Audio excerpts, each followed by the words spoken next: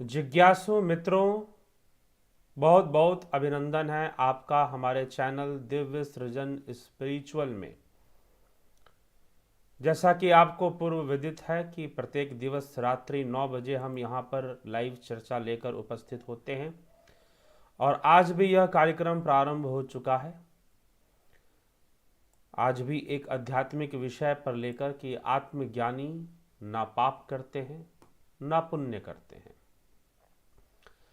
और साथ ही चर्चा करेंगे मोक्ष एकादशी, मोक्षदा एकादशी के ऊपर भी।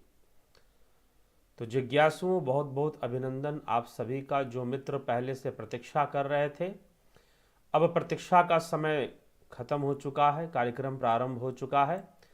अनिल कुमार जी, तरनजीत सिंह जी, राजू पाल जी, विक्रम सिंह जी, पवनपुरी जी, विजय कुमार वर्मा जी, देवरतन जी, योगेंद्र पंडित जी, दिनेश महाराज जी, गोपाल शर्मा जी, आप सबका बहुत बहुत अभिनंदन है इस कार्यक्रम में। और आज की चर्चा अष्टावक्र महागीता के ऊपर ही आधारित है। यह अष्टावक्र महागीता का ही विषय है। आत्मज्ञानी न पाप करता है और ना ही पुण्य करता है। परंतु यह कैसे संभव है कि कर्म होंगे तो पाप भी होगा और पुण्य भी होगा? यह तो होगा ही। तो यह अष्टावक्र महागीता का 8वां व्याख्यान है, जिस पर हम 8वां व्याख्यान है जो हम चर्चा में ले चुके हैं। तो मित्रों, यह बहुत ही गंभीर विषय है कि ऐसा कैसे है, कर्म का, पाप का, पुण्य का। पाप क्या है, पुण्य क्या है, कैसे होता है, किस प्रकार से होता है, क्या फल मिलता है, किस आधार पर किसी कर्म को पाप कहा गया, किस आधार पर किसी कर्म को पुण्य कहा गया। ये ऐसे बहुत सारे प्रश्न मन में बनते हैं। तो आइए चलिए इस पर हम चर्चा करेंगे और इस विषय को समझने का प्रयास करेंगे। महर्षि अष्टावक्र क्या कहते हैं इस विषय में, अपना क्या व्याख्यान देते हैं, उस पर भी हम देखते हैं। किस प्रकार से अपने व्याख्यान को वह रखते हैं, किस प्रकार से अपने विचारों को रखते हैं, इस पर भी हम विचार करेंगे।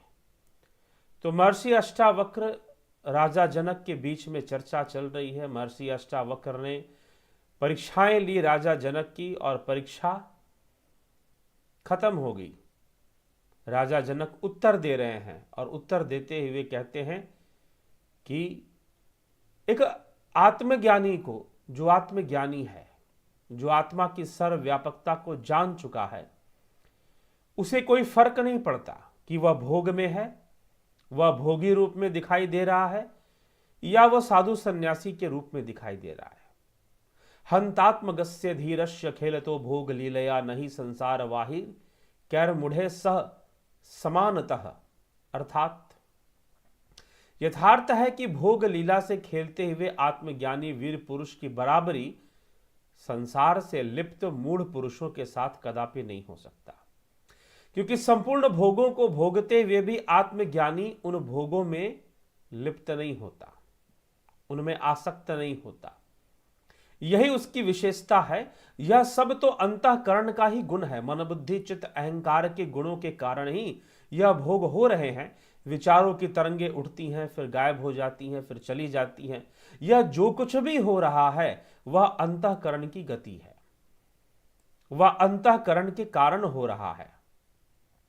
इसलिए एक ज्ञानी व्यक्ति को इन सब चीजों से भ्रमित नहीं होना चाहिए, उसे इसका भ्रम नहीं पालना चाहिए, भ्रम मुक्त रहना चाहिए, और वो कर्मों को करता हुआ भी कर्म फल को प्राप्त नहीं होता, अर्थात कर्म बंधन को प्राप्त नहीं होता, क्योंकि वह संपूर्ण कर्मों को प्रकृति के गुणों से होता हुआ देखता है, ना कि अपने द्वारा होता हुआ देखता है।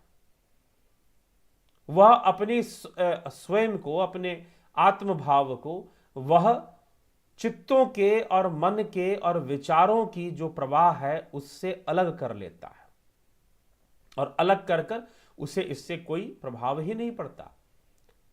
तो यत पदम प्रेप सवो दीना शकाधा सर्वदेवता अहो तत्र स्थितो योगी न हर्षमुपगच्छति। अर्थात यत पदम प्रेप सव दीना शकाधा सर्वदेवता अहो, जिस पद को इच्छा करते हुए शक्रादि सब देवता दीन हो रहे हैं, उस पद पर स्थित होता हुआ भी योगी हर्ष को नहीं प्राप्त होता। हमें कोई उच्च पद मिल जाए, हमें कोई मंत्री की गद्दी मिल जाए, तो हम बड़े उसके वशीभूत होकर अपना जीवन व्यतीत करना शुरू कर देते हैं। हम उसके वश में हो जाते हैं और हमारे अंदर मान मद भर जाता है। परंतु एक योगी ऊंचे से ऊंचे पद पर बैठकर भी जिस पद को इच्छा करते हुए शकादि सब देवता दीन हो रहे हैं, उस पद पर बैठा हुआ योगी हर्ष को नहीं प्राप्त होता। उसे उस पद का मान मद ग्रसित नहीं करता, क्योंकि वह आत्मज्ञानी है। वह मान अपमान सुख दुख लाभ हानि इन सब को प्रकृति का खेल समझता है। प्रकृति का खेल समझता है। प्रकृति के काल चक्र की गति मात्र है चक्रवत विधि की गति। ऊपर कभी नीचे कभी, सुख दुख न रहते सम कभी, आते कभी जाते कभी। यह चक्रवत गति है। उसे चक्रवत गति के रूप में देखता हुआ वह शांत रहता है। वह जानता है कि यह संसार नित्य चलायमान नित्य परिवर्तनशील है, यह स्थिर कभी नहीं होने वाला। उस संसार को और जो भी इंद्रियों के द्वारा प्रतिभासना हो रही है, जो भी भाषित हो रहा है, वह सब भी मिथ्या ही है। अज्ञानी को लाभ और अलाभ में सुख और दुख होते हैं, परंतु ज्ञानवान को नहीं होते। इसी से उनकी तुल्यता नहीं बनती, दोनों की तुलना नहीं हो सकती। एक ज्ञानी व्यक्ति भोगों को भोग रहा है और एक अज्ञानी भोगों को भोग रहा है, दोनों में बहुत बड़ा अंतर है, दोनों में बहुत बड़ा फर्क है। राजा जनक यही उत्तर देते हैं महर्षि अष्टावक्र को। इंद्र से आदि लेकर सब देवता जिसे आत्मपद की प्राप्ति की इच्छा करते हुए बड़ी दीनता को प्राप्त होते हैं और जिस पद की अप्राप्ति होने पर बड़े शोक को प्राप्त होते हैं, उस पद में स्थित हुआ भी योगी विषय भोग की प्राप्ति होने से ना तो वह हर्ष को प्राप्त होता है और ना विषयों के न प्राप्त होने से। अगर उसे भोग विषय मिल भी गए तो उससे कोई बहुत हर्षित नहीं हो जाएगा, बहुत उन्माद में नहीं आ जाएगा। और अगर उसे नहीं भी मिले भोग विषय तो उससे दुखी होकर रोने नहीं लगेगा कि मुझे ये नहीं मिला, मुझे वो नहीं मिला। और अगर मिल भी गए तो उससे बहुत प्रभावित होकर वह उसमें लिप्त नहीं हो जाएगा। यह ज्ञानी का विषय है। ज्ञानी अपना जीवन इस प्रकार से जीता है। संसार के प्रति वह ज्ञानवान की दृष्टि रखता है। संसार के भोगों के प्रति, संसार को देखना, हर विषय को, रिश्ते नाते सुख दुख लाभ हानि, प्रत्येक विषय को देखने का जो तरीका है वह ज्ञानी का अनोखा होता है। और अज्ञानी तो रो रोकर, थोड़ा सा धन मिल गया तो धन के अहंकार में आ गया, थोड़ा सा पद मिल गया तो पद के अहंकार में आ गया। लेकिन ज्ञानी व्यक्ति जानता है पद आज है कल नहीं है, यह संसार चलायमान है, यह चक्रवत विधि है और चक्रवत विधि में सब कुछ चलायमान है, कुछ भी स्थिर नहीं है। ज्ञानी इस विषय को भली भांति समझता है और ऐसा समझते हुए वह कभी भी शोक नहीं करता और कभी भी हर्ष नहीं करता। वह शांत रहता है, वह स्थिर रहता है और अपना कर्म करता है। जो उसके लिए करने योग्य कर्म है, जो कर्तव्य कर्म है, उसको वो करता है। जिसे भगवान श्री कृष्ण ने कहा कि जो करने योग्य कर्म है उसको करना चाहिए। अनासक्त भाव से, अनाश्रिता कर्म फलम कर्म करोति यह, अनाश्रिता कर्म फलम कर्म करोति यह।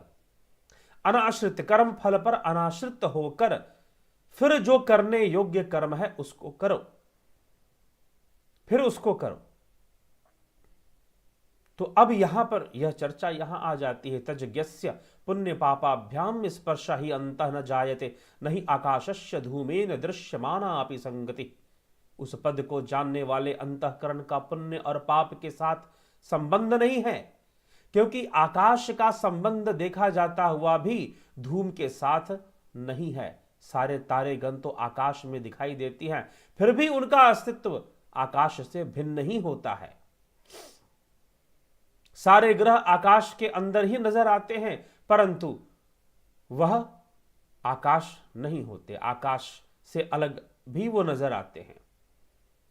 इस प्रकार से संपूर्ण कर्मों को करता हुआ भी आत्मज्ञानी जो है उसे पाप पुण्य का बंधन नहीं होता, ज्ञानवान विधि वाक्यों का किंकर नहीं होता।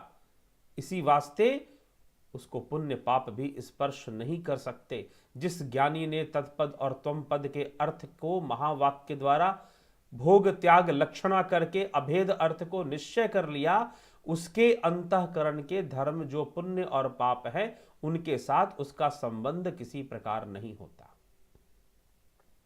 क्योंकि वह पुण्य और पाप को अंतःकरण का धर्म मानता है, आत्मा का धर्म नहीं मानता। जो अपने में पुण्य और पाप मानता है उसी को पुण्य और पाप का बंधन लगेगा, उसी को लगेगा। तो क्या हुआ कि एक बार कोई ऐसे घटना आती है कि एक महानुभाव थे, वो कहीं से जा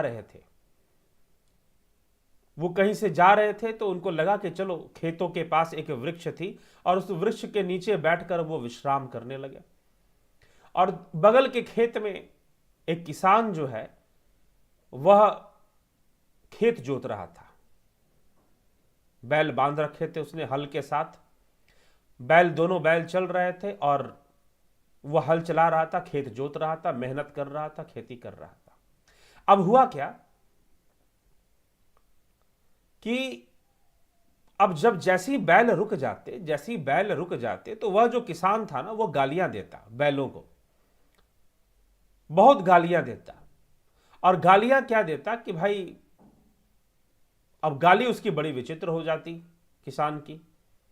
अब वो जो ब्राह्मण देवता जो वहां बैठे हुए थे पेड़ के नीचे, उन्होंने उसकी गालियां सुन ली। गालियां क्या दे रहा है, बहुत उसे गलत गलत गालियां दे रहा है बैल को कि बहुत कुछ कहकर कि मैं तेरे पति को मार डालूंगा, तेरे मालिक को मार डालूंगा, तेरा खसम ये तेरा वो, ऐसे कह के बहुत कुछ उल्टा सीधा बोल रहा है।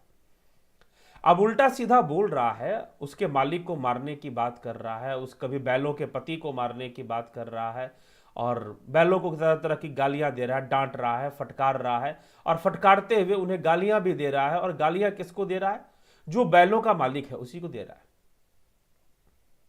जो बैलों का खसम है। बैलों का भाई पति कहां से आ जाएगा, उनका खसम कहां से आ जाएगा। अब ये प्रश्न यहां उठ जाता है। अब वो जो पंडित जी बैठे हुए थे पेड़ के नीचे, उनको लगा कि भाई ये तो बड़ी गलत बात है, वो गालियां दे रहा है लेकिन विचार नहीं कर रहा कि वो गालियां क्या दे रहा है। वह गालियां दे रहा है लेकिन विचार नहीं कर रहा कि गालियां क्या दे रहा है, क्योंकि वो जो भी गालियां दे रहा है वो उसी को लग रहा है, क्योंकि वह स्वयं ही उन बैलों का पति है, क्योंकि वही पत रखने वाला, वही उनकी रक्षा करने वाला है। वो स्वयं ही उन बैलों का पति है, उनका स्वामी है। तो फिर बैलों को इस तरह से गालियां देने का मतलब कि वो अपने आप को ही गाली दे रहा है,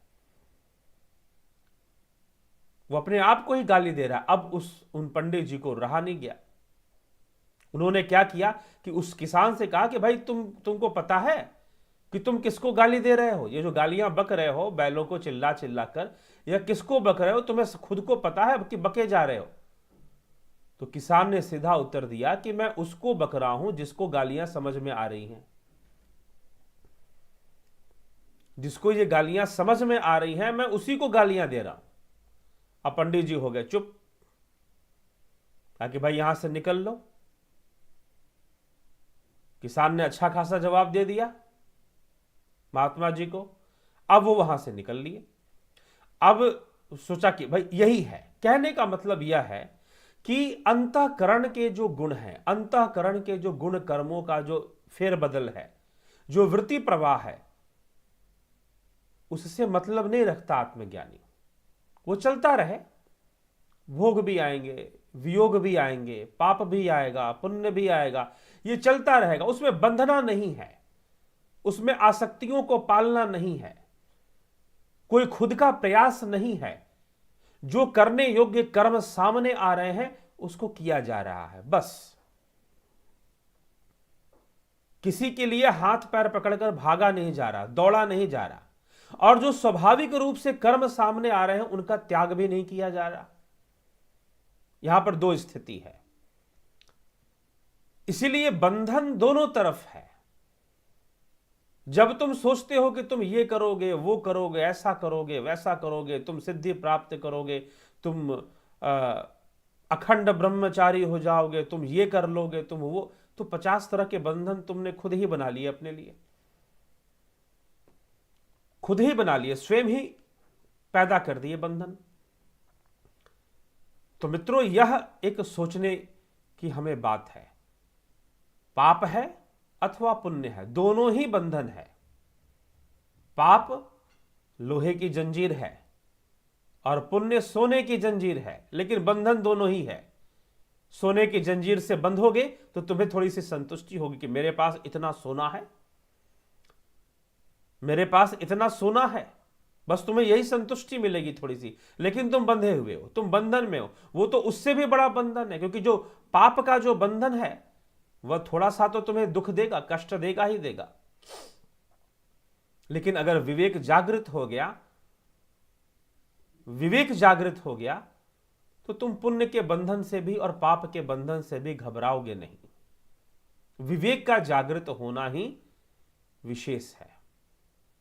आत्मज्ञान की स्थिति को प्राप्त हो जाना ही विशेष है। उत्तमो ब्रह्म सद्भावो, ब्रह्म भाव को प्राप्त होना ही विशेष है। तो जब ऐसी अवस्था में योगी आ गया तो फिर वह कोई विशेष प्रयास नहीं करता है। उसके जितने भी प्रयास होते हैं वो कर्म करने योग्य कर्मों का प्रयास होता है। वह अत्यधिक सुखी होने के लिए या अत्यधिक दुखी होने के लिए वह कर्म नहीं करता। वह तो जो अनाश्रिता कर्म फलम कर्म करोति, यह अनाश्रित होकर, कर्म फल के प्रति अनाश्रित होकर जो करने योग्य कर्म है, जो तुम्हारे सामने आ चुका है, और हां ठीक है भाई यह करना चाहिए। क्यों करना चाहिए? क्योंकि उससे 4 लोगों का कल्याण होगा, वह जरूरी है। जैसे कि एक पिता है, उसे अपने पुत्र के प्रति, पुत्री के प्रति जो कर्तव्य है वो करना चाहिए, अपने माता पिता के प्रति जो कर्तव्य है वो करना चाहिए। स्वयं के सुख के लिए उसे उनका त्याग नहीं करना चाहिए। जहां पर वो स्वयं के सुख के लिए करेगा तो पाप इकट्ठा करेगा। और कई बार व्यक्ति पुण्य इकट्ठा करने के लिए दान पुण्य आदि भी बहुत कुछ करता है, तो उसमें भी उसे कर्म फल के प्रति उसकी आसक्ति होती है। तो ज्ञानी जन इन सब विषयों पर ध्यान नहीं देते कि मैं ऐसा करूंगा तो पुण्य मिल जाएगा, मैं ऐसा करूंगा तो पाप मिल जाएगा। इससे बिना आसक्ति रखे, बिना आसक्ति रखे, इन सब विषयों में बिना आसक्त हुए वो अपना कर्म करते हैं। यही श्री कृष्ण को उपदेश दिया जा रहा है, यही भगवान श्री कृष्ण अर्जुन को उपदेश दे रहे हैं। क्षमा करें, श्री कृष्ण अर्जुन को उपदेश दे रहे हैं कि तेरे सामने जो कर्म कर्तव्य आ गए हैं तू बस उसको किए जा, उसकी अवहेलना नहीं हो सकती, उसको किए जा। और जो करने योग्य जो कर्म है, जो यज्ञ आदि कर्म है, उसको अवश्य ही कर लेना चाहिए निष्काम भावना से। उसको भी निष्काम भावना से करना चाहिए। कोई पुण्य अर्जित हो जाएगा या कुछ अर्जित हो जाएगा, जी नहीं, निष्काम भावना से उसे भी कर लेना चाहिए। श्री कृष्ण अर्जुन को उपदेश दे रहे हैं। तो इस प्रकार से अनाश्रित होकर, अनाश्रित कर्म फलम कर्म करोति, कि अनाश्रित होकर कर्म फल के प्रति आत्मज्ञानी जो है कर्मों को पूर्ण करता है। वह कर्म इसलिए नहीं करता है कि भाई उसे उस कर्म से कोई बहुत लाभ होने वाला है या हानि होने वाली है, नहीं, उस परिवेश में वह कर्म करना उचित है, वह इसलिए करता है, वह इसलिए करता है। तो उसकी ना तो कोई ऐसी महत्वाकांक्षा है कि वह कोई सिद्धि को प्राप्त कर लेगा, और ना कोई ऐसी महत्वाकांक्षा है कि वह संसार के सुखों को भोग लेगा, भोगों को भोग लेगा। ना भोगों के प्रति आसक्ति है और ना अनासक्ति है, दोनों ही नहीं है। ना इच्छा है और ना अनिच्छा है। इन दोनों से मुक्त हो जाओ। इच्छा के वशीभूत भी मत रहो और अनिच्छा के वशीभूत भी मत रहो। जैसे कि एक बालक को खिलौने से बड़ा लगाव है, लेकिन बड़े हो जाने पर जो बड़ा बालक है उसे खिलौने से लगाव नहीं है। अगर खिलौना मिल गया तो वो खेल भी लेगा, और अगर ना भी मिला तो उसके लिए रोएगा नहीं कि नहीं मिला। बड़े हो जाने के बाद उसकी स्थिति ऐसी है, अगर खिलौना मिल गया तो खेल लेगा, नहीं मिला तो चुपचाप है भाई, नहीं मिला नहीं मिला, उसके लिए छाती पीट कर रोएगा नहीं। तो कुछ इस तरह की स्थिति योगी की है, इस तरह की स्थिति आत्मज्ञानी की है। इस प्रकार से जीवन जीना चाहिए। लेकिन इच्छा अनिच्छा में गुण है, गुण बंधन है, कर्म बंधन है, कर्म बंधन है। मैंने आपको भोगों के साथ भोग और योग दोनों, मैंने दो तरह की बातें उस व्याख्यान में आपको सुनाई। क्या? एक प्रकार के लोग ऐसे हैं जो ये मौका ढूंढते हैं, जो चाहते हैं कि उन्हें कहीं से इस बात को प्रमाणित मिल जाए कि भाई जम के संसार के भोग भी भोगो और तुम महात्मा भी बन जाओ, कोई सिद्ध योगी भी बन जाओ, या फिर कम से कम लोग तुम्हें बुरा ना कहें, तुम शराब भी पियो, कोई तुम्हें नशेड़ी ना कहे, और ऐसी बात तुम्हें शास्त्रों में लिखी हुई मिल जाए, या कोई गुरु जी ऐसी बात बोल दे, तुम ऐसा ढूंढते हो।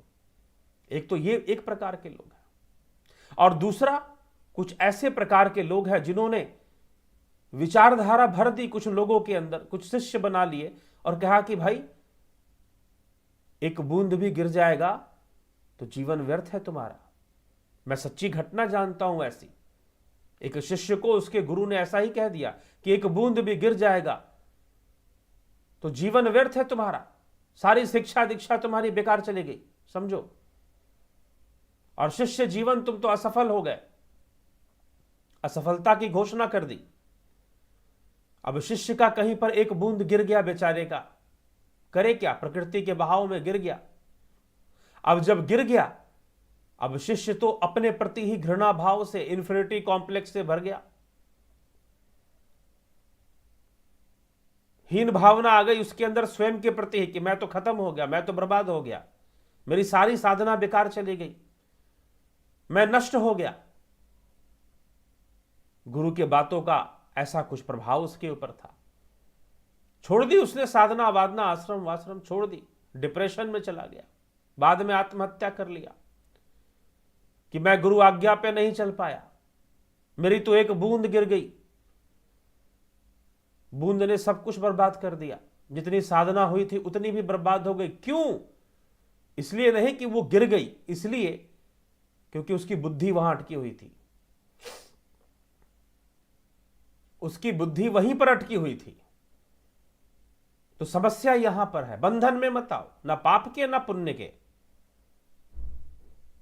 बंधन दोनों का मत मानो, ना पाप का मानो ना पुण्य का मानो, सहज भाव अपने अंदर ले आओ। बस सहजता लाने की आवश्यकता है, आत्म तत्व के प्रति प्रत्यक्ष होने की आवश्यकता है, ध्यान करने की आवश्यकता है, फिर तुम्हें पता चलेगा, कर्मों का फल तो तुम्हें मिल ही जाएगा, तपस्या करोगे तो भी मिल जाएगा, भोग करोगे तो भी मिल जाएगा, जैसा करोगे वैसा मिल जाएगा। यह सारी वृत्तियां जो आत्मज्ञानी है, इन सब का विचार करके वह कर्म नहीं करता, वह कर्तव्य का पालन करता है। जैसे कि अर्जुन क्या कह रहा है, मेरे सामने मेरे गुरुजन हैं, मेरे सामने मेरे पितामह हैं, मैं इनसे युद्ध करूंगा, मुझे पाप लगेगा, मुझे नरकों का वास मिलेगा, मैं नहीं कर सकता, मैं ऐसा क्यों करूंगा? जब मुझे नरकों का ही वास मिलना है तो मैं ऐसा क्यों करूंगा? तो श्री कृष्ण यही तो समझा रहे हैं कि पाप होगा कि पुण्य होगा, तो इसकी माया में फंस गया, तो प्रकृति के गुण विरोध की माया में फंस गया, गुण का जो विरोधाभास है उसमें फंस गया, और वास्तव में क्या करना चाहिए तुझे समझ में नहीं आ रहा है। तो इस कर्म का फल अच्छा होगा या इस कर्म का फल बुरा होगा, बिना इसका विचार किए जो करने योग्य उचित कर्म है वो सामने आए हुए उस कर्म को करना चाहिए। यह उपदेश है, यह उपदेश है। श्रीमद् भगवद गीता में भी यह उपदेश आ रहा है और यहां पर भी आ रहा है, अष्टावक्र महागीता में भी आ रहा है। बात एक ही है, उद्देश्य एक ही बात को समझाना है, परिवेश अलग अलग है। यहां राजा जनक और महर्षि अष्टावक्र का परिवेश है, वहां पर अर्जुन और श्री कृष्ण का परिवेश है। अर्जुन की कुछ अपनी समस्याएं ज्यादा ही विकट हैं, जनक की समस्याएं इतनी विकट नजर नहीं आ रही। तो मित्रों, यह विचार करना है कि कर्मों के प्रति कैसी भावना रखनी है, कर्मों के प्रति कैसा निर्मोही भाव रखना है, वो हमें जानना चाहिए, वो समझना चाहिए। मतलब भी नहीं। किसान ने कहा पंडित से कि जिसको समझ में आ गई यह गाली उसी के लिए है। महानुभाव को लगा कि भाई ये तो मैं फंस गया पूछकर, मतलब मुझे ही गालियां दे रहा है, मुझे समझ में आ गई तो चक्कर में मत पड़ो कि क्या पाप हो रहा है, क्या पुण्य हो रहा है। जो कर्म है वह तुम्हारा उचित होना चाहिए। और पाप पुण्य की परिभाषा कहां से आती है? कर्मों से ही तो आती है, कर्मफल से आती है। जिन कर्मों का फल दूषित होगा, जिन कर्मों का फल दुखदाई होगा, वह पाप है। जिन कर्मों का फल सुखदाई होगा, हम उसे पुण्य कहते हैं। जिन कर्मों का फल दुखदाई होगा वह पाप है, और जिन कर्मों का फल सुखदाई होगा वह पुण्य है। तो क्या फिर इसमें पाप पुण्य का मतलब क्या हमें पाप करना भी कोई गलत बात नहीं है? कुछ ऐसी बात समझ में आ रही है यहां पर? जी नहीं, ऐसा कुछ भी नहीं है। क्योंकि साधक अपनी साधना से, अपनी तपस्या से पुण्य ही अर्जित करता है, वह पुण्य ही अर्जित करता है। यहां पर बस अनासक्त भाव की बात की जा रही है कि तुम आसक्ति मत रखो, आसक्ति मत रखो। ठीक है, अगर आसक्ति रखोगे तो विक्षिप्त अवस्था में चले जाओगे। जैसे कि मैंने उस शिष्य की घटना बताई कि एक बूंद गिर गया, उसी में परेशान हो गया, खत्म हो गया सब कुछ, घोषणा कर दी गई, पहले से दिमाग में बिठा दिया गया था उसको। वो बेचारा क्या करे, आगे साधना नहीं करेगा, अब योग के मार्ग पर आगे नहीं बढ़ेगा। तो समझना है, विवेक से समझना है चीजों को। और एक ऐसा जो सारे भोगों को भोगना चाहता है, उससे तो बेहतर है ना, वह साधक निश्चय ही बेहतर है। उन भोगों में लिप्त रहने वाले व्यक्ति से तो वह साधक जो कि कष्ट सहकर साधना कर रहा है, वह निश्चय ही उससे बेहतर ही है, उसका पुण्य अधिक है। बस यहां पर समझाया यह जा रहा है कि आत्मज्ञानी व्यक्ति वह बिना पाप पुण्यों का बंधन लिए कर्म करता है। वो पाप पुण्य के बंधन उसे सताते नहीं है, पाप पुण्य के बंधन उसे बांधते नहीं हैं। तज्ज्ञस्य पुण्य पापाभ्याम स्पर्श ही अंतः न जायते नहीं आकाशस्य धूमेन दृश्यमाना अपि संगति। उस पद को जानने वाले के अंतःकरण का पुण्य और पाप के साथ संबंध नहीं होता, क्योंकि आकाश का संबंध देखा जाता हुआ भी धूम के साथ आकाश का संबंध नहीं होता, देखा जाता हुआ भी धूम के साथ आकाश का संबंध नहीं होता। तो उसी प्रकार अंतःकरण के अंदर या फिर मन बुद्धि चित्त अहंकार के द्वारा अनेकों पाप पुण्य, इन सब को दृष्टा भाव से देखता है। और जो करना आवश्यक है वो निश्चय ही करना तो वही आवश्यक हो सकता है जिसमें जगत कल्याण हो, जिसमें लोक कल्याण हो, जिसमें मानव कल्याण हो, वही तो उचित कर्म हो सकता है। तो योगी आत्मज्ञानी उन कर्मों का प्रतिपादन करता है, उन कर्मों का प्रतिपादन करता है। वह समाज के प्रति, परिवार के प्रति जो भी उसके कर्तव्य है उससे अपना मुख नहीं मोड़ता है, करता है। जरूरी पड़ा तो वह शस्त्र भी उठाता है, अगर आवश्यक पड़ गया तो वह शस्त्र भी उठा लेगा। यही तो उसकी विशेषता है। उसे भली भांति पता है कि कहां शस्त्र उठाना है। आजकल बहुत लोग यह कहते हैं कि शस्त्र उठाओ, शस्त्र। जी हां, शस्त्र उठाना चाहिए। शस्त्र योगी भी उठाता है, शस्त्र आत्मज्ञानी भी उठाता है। अर्जुन भी शस्त्र उठा रहा है और उसे कहा जा रहा है शस्त्र उठाने के लिए, शस्त्र उठाने के लिए कहा जा रहा है। तो इस प्रकार की का वर्णन श्रीमद् भगवद गीता में और यहां पर मिल रहा है। शस्त्र वो जरूर उठाता है, लेकिन स्वार्थ के वशीभूत नहीं उठाता। वो जगत कल्याण हेतु शस्त्र उठाता है, वह धर्म रक्षा हेतु शस्त्र उठाता है, और उतने ही देर तक उठाता है जितने देर में धर्म की रक्षा हो सके, धर्म की रक्षा हो सके। इसलिए मित्रों, यह जो विचारधारा है, यह विचारधारा हमें विवेक प्रदान करती है कि शस्त्र का प्रयोग कहां करना है, कैसे करना है, जरूरी है कि नहीं जरूरी है, इसका विवेक देती है और कहती है कि हां करो। वो बंधन में नहीं बांधती कि तुम्हें ये पाप लग जाएगा, तुम्हें ये पुण्य लग जाएगा, ईश्वर नाराज हो जाएंगे, ईश्वर नाराज हो जाएंगे, भगवान नाराज हो जाएंगे, इस तरह की बातें इसमें नहीं आती। दंडित करेंगे, कर्मों का फल मिलता है, वो आत्मज्ञानी भी जानता है मिलता है, लेकिन मिलने वाले सुख और दुख के प्रति वह समभाव होता है। सुख दुखे समे कृत्वा लाभा लाभो जया जयो, सुख दुख और लाभ हानि के प्रति वह समभाव ही रखता है, ना कि बद्ध भाव रखता है, बंधन युक्त नहीं होता वह। तो आत्मा एव इदम जगत सर्वम ज्ञातम येन महात्मना यदृक्ष्या वर्तमानम तम निषेध धूम छमेत का। जिस महात्मा करके वह संपूर्ण संसार आत्मा ही जाना गया है, प्रारब्ध वश से उस वर्तमान ज्ञानी को निषेध करने को कौन समर्थ है, कौन समर्थ है? जिस ज्ञानी ने दृश्यमान सारे जगत को अपना आत्मा जान लिया, उसको प्रारब्ध वश से कर्मों में वर्तमान को कौन वाक्य प्रवृत्त करने में व निषेध करने में समर्थ है? किंतु कोई भी नहीं। अविद्यावद्युषयो वेदः, जैसे बंदीगण अर्थात भाट लोग राजा के चरित्रों का वर्णन करते हैं, जैसे वेद भी ज्ञानवान के चरित्रों का वर्णन करते हैं, इसी कारण ज्ञानवान को पुण्य पाप भी स्पर्श नहीं कर सकते। आप ब्राह्मस्तंभ प्रयंते भूतग्रामे चतुर्विधे विज्ञस्य एव हि सामर्थ्यम इच्छा अनिच्छा विवर्जने। अर्थात ब्रह्मा से चींटी पर्यंत 4 प्रकार के जीवों के समूह में से ज्ञानी का ही इच्छा और अनिच्छा के त्याग में निश्चय करके सामर्थ्य है। जो आत्मज्ञानी है वह इच्छा और अनिच्छा का त्याग कर देता है। ना तो उसके लिए कोई इच्छित वस्तु है और ना ही उसके लिए कोई अनिच्छित वस्तु है। वह तो आवश्यकता के अनुसार जो उचित है उसका चयन कर लेगा।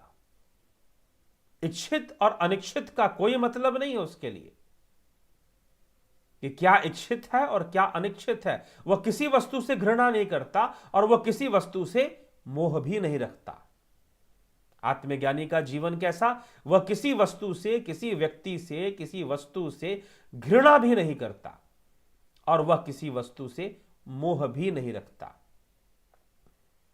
ज्ञानी की इच्छा से होती है, अपनी इच्छा से कुछ नहीं होता। यद्यपि ब्रह्मा से लेकर स्तंभ पर्यंत इच्छा और अनिच्छा हटाई नहीं जा सकती। सबकी इच्छा अनिच्छा है, जितने देवता हैं उनका भी, उनकी भी वो सब भी काल के परे नहीं है। एकमात्र आत्मा ही वह तत्व है जो काल से परे है। एकमात्र आत्मा ही वह तत्व है जो काल से परे है।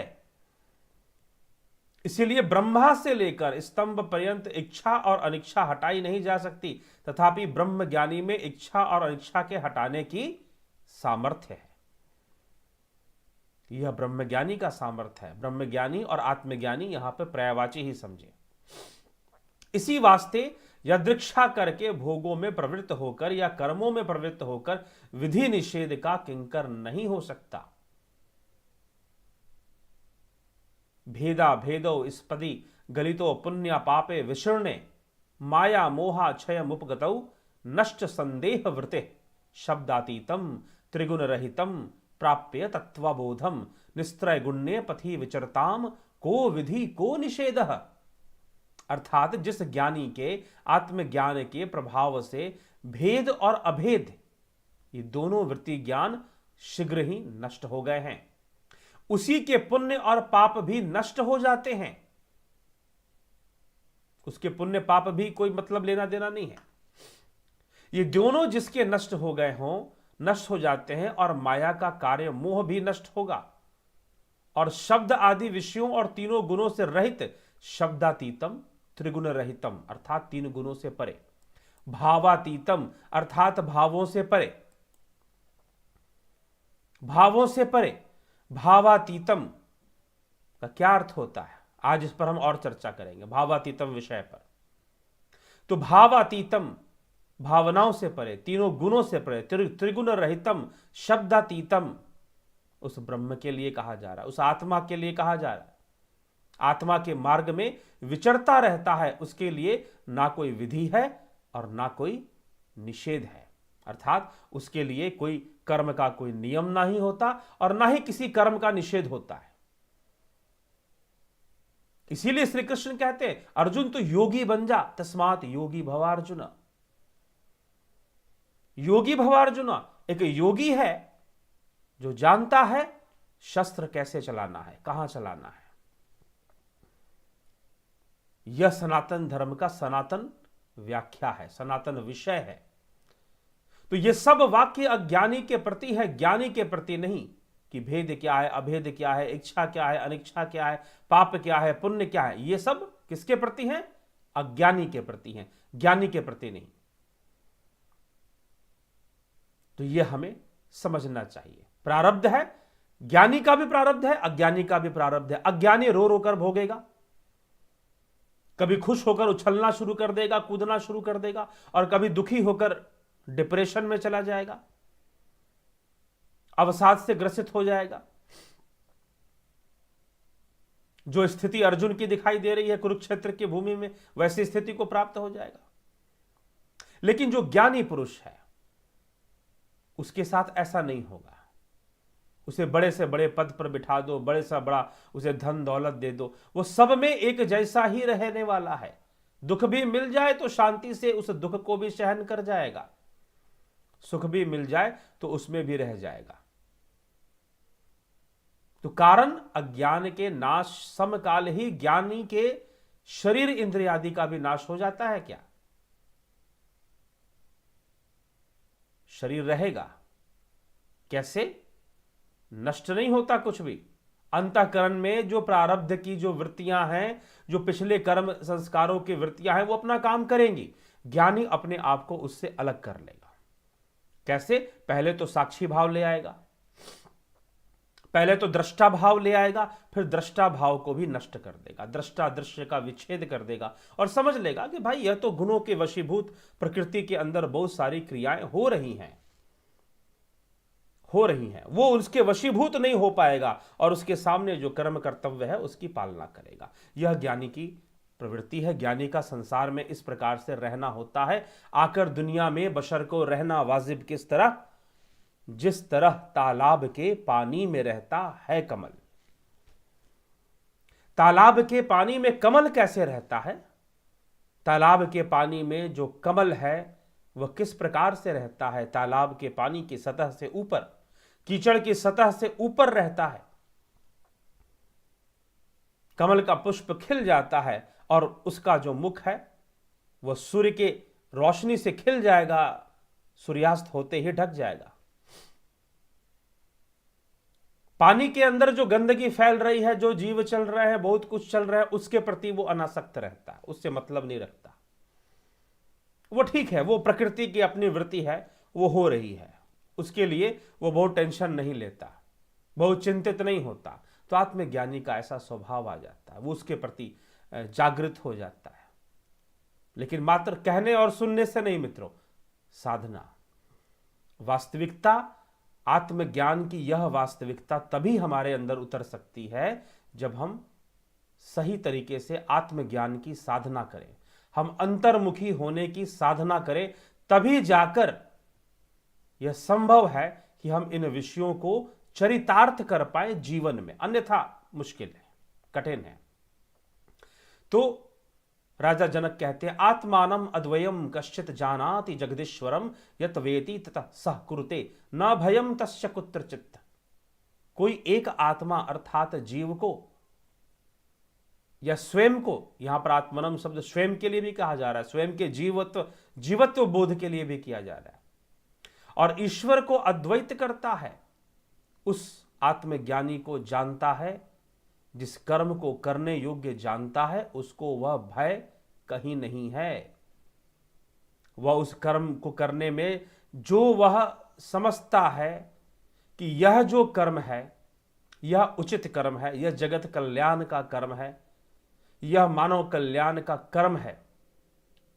कोई एक आत्मा अर्थात कोई एक जीव, आत्मानम अद्वयम कश्चित, अद्वैत ज्ञान करने से द्वैत का बाध हो जाता है। उस एक को जान लेने से जो अद्वैत है, अद्वैत मतलब अद्वितीय है, उसके जैसा दूसरा कोई नहीं है, वह दो के हिसाब किताब से परे है, दो का हिसाब किताब उसे छूता नहीं है। जो ऐसा है, जो ऐसा बन चुका है, उसके लिए बात कही जा रही है, उसके लिए ऐसा कहा जा रहा है कि भाई उसको भय नहीं व्याप सकता विभिन्न कर्मों को करने में। अर्जुन को भयभीत नहीं होना चाहिए कि उसे नरकों का वास मिलेगा युद्ध करने से। यही श्री कृष्ण समझाने पर लगे हुए हैं, यही श्री कृष्ण समझाने पर लगे हुए हैं। द्वितीय याद्वय भयम भवती, अर्थात द्वैत से ही निश्चय करके भय होता है। भय होने का कारण द्वैत है, भय होने का कारण ही द्वैत है। भय होने का कारण ही यह है कि तुम तो मात्र जीव हो, तुम चैतन्य कैसे हो सकते हो, तुम ब्रह्म कैसे हो सकते हो, तुम तो सर्वदा जीव ही रहोगे। तुम अपनी बराबरी ईश्वर से मत करो, तुम कैसे ईश्वर हो जाओगे, यह तो असंभव है सर्वदा। तुम कैसे ब्रह्म हो जाओगे, हम तो हो ही नहीं सकते कभी ब्रह्म। तो जीवत्व बोध तो हमेशा ही रहेगा, जीव तो हमेशा छोटा है, नीच है और नीचे ही रहेगा। कुछ इस तरह की बाधा उसके साथ हमेशा बनी रहेगी। आज इस पे चर्चा करेंगे, आएंगे थोड़ा सा और एक दो श्लोक है, हो ही गया लगभग, मात्र चौथे प्रकरण के अंदर या 6 श्लोक बताए गए हैं। तो अंत में यही कहा जा रहा है, कोई एक ऐसा ज्ञानी पुरुष, उसको भय नहीं होता कि कर्म यह है कि कर्म वह है। वह अद्वैत को सामने कर कर, उस अद्वैत को जो कि वही जगदीश्वर है, वही अद्वैत है, उसको सामने कर कर अपने सारे कर्मों को वह करता है, अपने सारे कर्मों को वह करता है अद्वैत को सामने कर कर। तो उसे कोई दोष लगने वाला नहीं है मित्रों, उसे वह दोष व्याप्त नहीं हो सकता है। जिसका भय साधारण व्यक्ति को होता है, वह भय ज्ञानी पुरुषों को नहीं होता है, क्योंकि वह उससे मुक्त है। वह आत्म तत्व को जानते हैं, वह प्रकृति के खेल को समझते हैं अपनी साधना से, अपने अनुभव से, मात्र सुन लेने से और मात्र पढ़ लेने से नहीं। मात्र सुन लेने से और मात्र पढ़ लेने से नहीं, वह इस तत्व को, इस विषय को भली भांति समझते और जानते हैं, यह उनका ज्ञान है। तो जब हम जानेंगे तो ये सारी समस्या का समाधान होता है, निदान हो जाता है सारी समस्या का। तो आवश्यकता है कि हम इसको समझें, हम इसको जानें। तो आज 25 दिसंबर मोक्षदा एकादशी भी है, मोक्षदा एकादशी भी है। आज मित्रों थोड़ी सी मैं कुछ गंभीर चर्चा आज कर रहा हूं, जुड़े रहना और विचार करना। छोटा सा हिंट दूंगा, नहीं तो बहुत लंबा समय बीत जाता है बोलते बोलते। किसी अन्य व्याख्यान में मैं फिर इस विषय को विस्तार करके बोलूंगा, विस्तार करके मैं फिर इस विषय को बताऊंगा। लेकिन आज वह भेद मैं जरूर चर्चा करूंगा, कोशिश करूंगा संक्षेप में ही, ज्यादा उसका विस्तार ना हो। कौन सा विषय है आज का? आज 25 दिसंबर है, जहां पर क्या मनाया जाता है? एक तो लोग मनाते हैं, क्रिसमस मनाते हैं। क्या मनाते हैं? क्रिसमस। और एक कहीं कहीं पर हमारे देश में लोग इसे तुलसी पूजन दिवस के रूप में भी मनाते हैं। और फिर कुछ लोग इसे गीता जयंती के रूप में भी मनाते हैं। और वैसे संजोगवश आज एकादशी भी है, तो मोक्षदा एकादशी भी लग गई है। तो मोक्षदा एकादशी की एक कथा है। मोक्षदा एकादशी की कथा क्या है? कथा लंबी है, शॉर्ट में मैं आपको सुना रहा हूं कि एक राजन थे। पुराणों के अंदर यह कथा आती है कि एक राजा थे, और राजा जो थे उन्होंने स्वप्न में देखा कि उनके जो पूर्वज हैं, उनके जो पिता हैं और उनके पिता दादा, जो भी मतलब इस तरह से पिता ही के लिए है विशेष रूप से, उनके जो पिताश्री हैं वह पितृलोक को प्राप्त नहीं हुए, वह नरकगामी हो गए हैं और नरकों में दुख भोग रहे हैं। तो अब क्या करना चाहिए? ऐसा विचार कर कर वो ऋषि मुनियों के पास पहुंचे और ऋषि मुनियों से कहा कि मैंने स्वप्न में देखा कि मेरे पिता तो नरकों का भोग भोग रहे हैं, मेरे पिता तो नरकों का भोग भोग रहे हैं।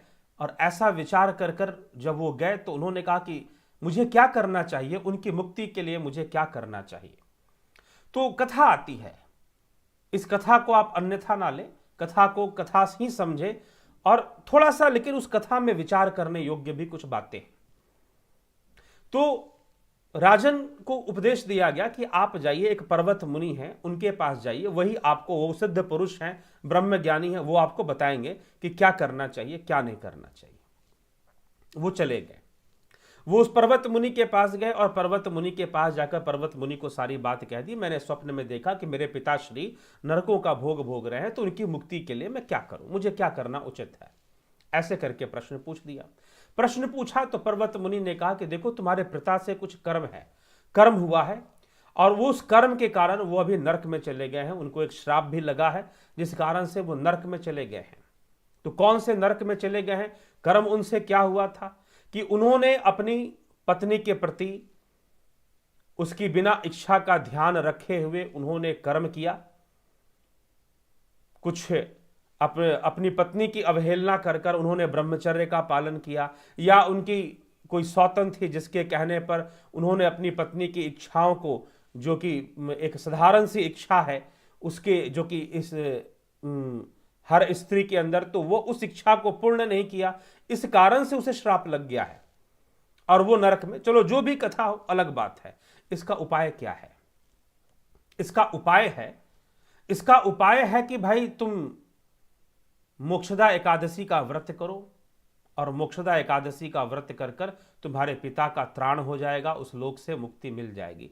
तुम्हारे कर्मों से, तुम्हारी भक्ति से, तुम्हारे तपस्या से और तुम्हारे सही कर्मों से मुक्ति मिल जाएगी। अब प्रश्न ये उठता है कि राजा के पिता ने कौन से कर्म किए, कर्मों के प्रति वो सजग क्यों नहीं था, क्यों नहीं समझा कि कब उसे ब्रह्मचर्य का पालन करना है और कब माता पिता के प्रति, पत्नी पुत्रों के प्रति कर्तव्य की पालना करनी है, क्यों नहीं समझा? यही बात अर्जुन को समझाई जा रही है। अर्जुन भी यही कह रहा है कि मैं साधु बनकर भिक्षा मांगने के लिए तैयार हूं, लेकिन मुझसे युद्ध नहीं होगा, मुझसे युद्ध नहीं होगा। ठीक है, तू तो युद्ध करने से निकल जाएगा, लेकिन सामने जो खड़ा है क्या वो मान जाएगा? कृष्ण भी युद्ध कर सकते थे, लेकिन यह उपदेश कैसे मिलेगा कर्म का, निष्काम कर्म का, अनाश्रित कर्म फलम कर्म करोति यह उपदेश कैसे मिलेगा कि अनाश्रित होकर कर्म फल की, अनाश्रित होकर कर्म फलों के प्रति अनाश्रित होकर तू कर्म कर। यह मोक्षदा जो एकादशी की जो कथा है वह भी कुछ ऐसा ही सामने बात को ले आती है कि राजा के पिता ने अनाश्रित भाव से उपस्थित जरूरी कर्मों को करने में ईमानदारी नहीं दिखाई, नहीं किया कि मुझे ये पाप लग जाएगा या मुझे वो हो जाएगा या मुझे ऐसा हो जाएगा। ऐसी भावना से जो जरूरी कर्म करना चाहिए था वो कर्म उसने नहीं किया, जिस कारण से आज उसे नरकों का भोग मिल रहा है। उसने अपनी पत्नी की इच्छा पूर्ण नहीं की जो उस समय करनी जरूरी थी। आप पुराणों में एक कथा ढूंढ सकते हैं, पढ़ सकते हैं। अगर विस्तार से इस कथा को जानना चाहते हैं तो आप पुराणों में जाकर पढ़ सकते हैं। मैं अभी इसका विस्तार करूंगा तो लंबा हो जाएगा फिर। तो नहीं करने के कारण, जो आवश्यक कर्म उस समय कर देना चाहिए था, नहीं करने के कारण इस भावना से कि मुझे पाप लगेगा या कुछ होगा, जो भी रहा हो, नहीं किया तो उसे भोगना पड़ रहा है। नरक का भोग उसे भोगना पड़ रहा है। आत्मज्ञानी के लिए ना तो नरक है ना तो स्वर्ग है।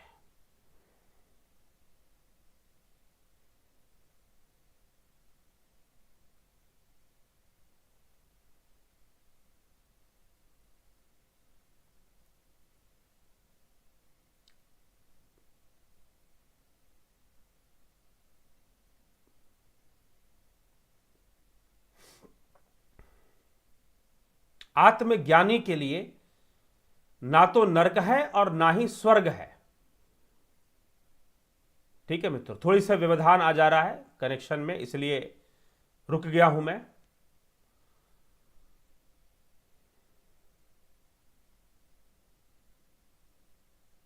तो आत्मज्ञानी के लिए ना तो स्वर्ग है ना ही नरक है, यह विचार करके चलना चाहिए। तो क्योंकि वह ऐसी स्थिति में चला गया है कि नरक किसके लिए होगा? जिसके द्वारा कर्म होगा उसके लिए नरक होगा, जिसके द्वारा कर्म होगा उसी के लिए स्वर्ग होगा। लेकिन जो कर्म बंधन को नहीं मान रहा, जो अनाश्रित होकर कर्म कर रहा है, कर्म फलों के प्रति अनाश्रित होकर कर्म कर रहा है, वह आत्मज्ञानी व्यक्ति, वह आत्मज्ञानी साधक, वह योगी है, वह कर्म करते हुए महान योगी है। यही उपदेश इस आज मोक्षदा एकादशी से भी हमें प्राप्त हो रहा है। तो चलिए, आज का बहुत ही शुभ दिन है, मोक्षदा एकादशी है, और आज क्रिश्चियनिटी का, एक ईसाई मत का भी एक पर्व है, क्रिसमस।